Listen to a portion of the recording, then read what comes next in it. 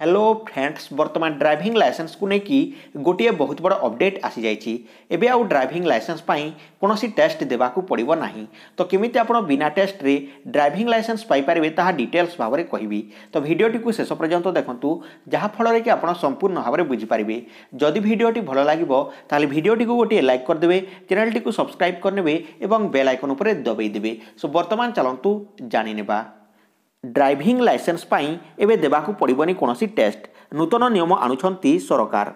Driving licence पाई एबे देबाकू पड़िबनी कोनोसी test. केंद्रीय सड़क परिवहन और राजमार्ग मंत्रणालय ड्राइविंग लाइसेंस ने एक नूतन नियम प्रणयन करने जाउछंती।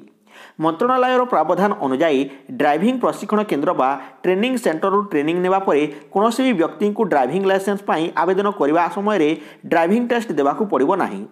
जदि आप ड्राइविंग ट्रेनिंग सेंटर रू ड्राइविंग शिखिबे किंबा शिखुचंती तेबे आपन को लाइसेंस पाई कोनोसी टेस्ट देबार आवश्यक नाही।